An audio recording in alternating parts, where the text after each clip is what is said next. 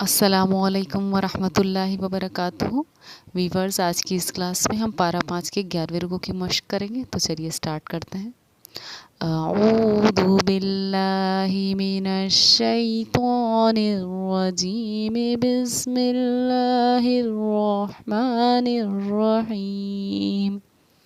इन्नल्लज़ीना तवफ़्फ़ाहुमुल मलाइकतु ज़ालिमी अनफुसिहिम क़ालू फ़ीमा कुन्तुम क़ालू कुन्ना मुस्तज़अफ़ीना fill अर्ज़ क़ालू वलम तकुन अर्दुल्लाहि वासिअतन फ़तुहाजिरू फ़ीहा फ़उलाइक मअवाहुम जहन्नम वसाअत मसीरा इल्लल मुस्तज़अफ़ीना मिनर रिजालि वन्निसाइ वल बिल्दानि ला यस्ततीऊन हीलतन वला यहतदून सबीला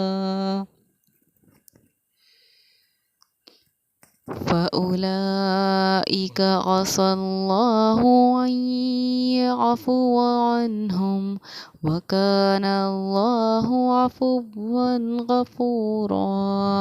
वमन युहाजिर फ़ी सबीलिल्लाहि यजिद फ़िल अर्ज़ि मुराग़मन कसीरन वसअह वमन यख़रुज मिन बैतिही मुहाजिरन इलल्लाहि व रसूलिही तुम्मा युदरिकुहुल मौतु फ़क़द वक़अ अज्रुहु अलल्लाह वकानल्लाहु गफ़ूरर रहीमा। चलिए वीवर्स, अब इस रुकू की शुरू की आयत के ज़रिए से अपने हिज्जे और क़वायद की मश्क कर लेते हैं। हमज़ा नून ज़ेर इन, नून लाम ज़बर नल, इन नल। अब आपने देखा कि मैंने यहाँ एक ठहराव किया इन पर। क्यों? क्योंकि हमारे नूरानी क़ायदे के मुताबिक नून या मीम पर तशदीद हो तो गुन्ना होगा, और गुन्ना क्या होता है? नाक में थोड़ी देर आवाज़ को छिपाना गुन्ना कहलाता है। इसीलिए हमने इस पर पढ़ा इन्नल। लाम ज़बर ला, ज़ाल या ज़ेर ज़ी, या हुरूफ़ मद्दा है, इसलिए कि या साकिन से पहले ज़ेर है, इसको थोड़ा खींच कर पढ़ना चाहिए। इसलिए मैंने इसको पढ़ा लज़ी, जबकि इसको नहीं खींचा, क्योंकि ज़बर की जो होती है वो हरकत कहलाती है, और हरकत को पढ़ने का तरीक़ा ये है कि हरकत को जल्दी पढ़ें, थोड़ा भी ना खींचें। इन्नल्लज़ीना, ता ज़बर ता, वाव फ़ा ज़बर वफ़, तवफ़्फ़ा खड़ा ज़बर फ़ा, तवफ़्फ़ा। हा पेश हु, मीम लाम पेश मुल, तवफ़्फ़ाहुमुल। मीम ज़बर मा, लाम खड़ा ज़बर ला, हुरूफ मद आ, मला। हमज़ा ज़ेर ई। अब आपने देखा कि मैंने मला को खींचा। क्यों? क्योंकि हुरूफ मद्दा के बाद हमज़ा है, और हुरूफ मद्दा जो हमने क़ायदे में तख्ती नंबर 19 में हम पढ़ चुके हैं कि हुरूफ मद्दा के बाद हमज़ा अगर उसी कलमे यानी उसी अल्फाज में हो जिस अल्फाज में हुरूफ मद्दा है, अगर इसी अल्फाज में हमज़ा भी है तो इस मद को हम मद मुतस्सिर, मद वाजिब, बामानी, अहम कहेंगे। पढ़ने का तरीक़ा इसको यह है कि इसको 4 अलिफ के बराबर खींच कर पढ़ना चाहिए, इसलिए हमने इसको खींचा। मालाई, काफ ज़बर का, तापेश तो, मालाइकतु।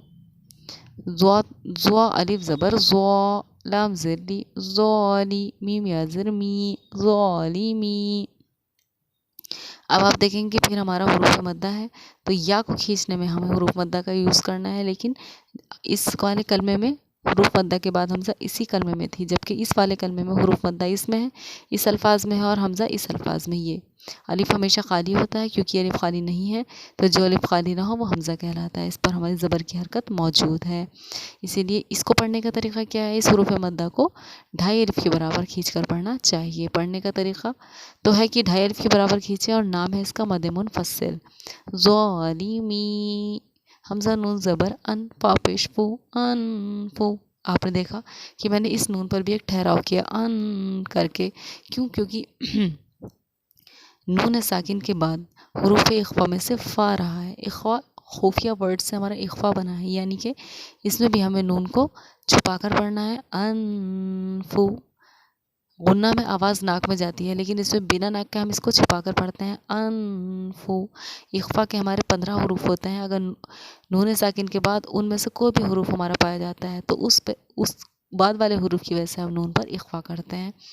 फा पेश फू, सीन ज़ेर सी, अनफुसी, हा मीम ज़ेर हिम, अनफुसीहिम, काफ अलिफ ज़बर क़ा, लाम वाव पेश लू, क़ालू। जिस तरह अलिफ से पहले ज़बर होने पर अलिफ हुरूफ़ मद्दा कहलाता है, इसी तरह वाव से पहले पेश होने पर वाव भी हुरूफ़ मद्दा कहलाता है। इसको खींचने की आवाज़ जहाँ ऊपर को जाएगी क़ा, वहीं इसके आगे को जाएगी लू, क़ालू। खींचेंगे दोनों एक एक अलिफ की मिक़दार के बराबर ही। फ़ा या ज़िर फ़ी, आप देखिए व्यूअर्स, इनमें एक के बाद एक तीनों हुरूफ़ मद्दा आ जाते हैं। यहाँ अलिफ हुरूफ़ मद्दा, यहाँ वाव हुरूफ़ मद्दा, यहाँ या हुरूफ़ मद्दा। या हुरूफ़ मद्दा है इसलिए कि या साकिन से पहले ज़ेर है, इसको भी थोड़ा खींच कर पढ़ना चाहिए। मीम ज़बर मा, फ़ी मा, काफ नून पेश कुन, ता मीम पेश तुम, कुन तुम। अब आपने देखा इस नून पर भी मैंने ठहराव किया, इसको भी हम इख्फा करना कहते हैं। और क्यों किया हमने? बाद वाले हुरूफ की बिना पर। नून साकिन के बाद हुरूफ इख्फा में से ता रहा है, इसलिए इस नून पर हम इख्फा करेंगे, इस पर एक ठहराव करेंगे। इसको हम पढ़ेंगे कुन तुम। सिंपल इजहार के साथ पढ़ने का तरीका क्या है? कुन तुम, लेकिन इख्फा के साथ कुन तुम। पूरी आयत कुछ इस तरह पढ़ेंगे। इन्नल्लज़ीना तवफ़्फ़ाहुमुल मलाइकतु ज़ालिमी अनफुसिहिम क़ालू फ़ीमा कुन्तुम। इसी तरह इस रुकू की भी मज़ीद आयात की मश्क हिज्जर क़वायद का ध्यान रखते हुए कीजिए कि कौन कौन से हुरूफ पर कौन कौन सा क़ायदा हमारा पाया जा रहा है। जहाँ आपको कन्फ्यूज़न हो वहाँ आप नूरानी क़ायदे की मेरी मदद ले सकते हैं। नूरानी क़ायदे की प्लेलिस्ट में जाकर देख सकते हैं कि क्या इख्फ़ा है, क्या गुन्ना है, क्या इज़हार है, क्या क़लक़ला है, और भी तमाम बहुत सारी चीज़ें इसमें मौजूद हैं जिनको हमें सीखने की ज़रूरत होती है क़ायदे में। तो उन सब का ध्यान रखिए। जज़ाकल्लाहु खैरा।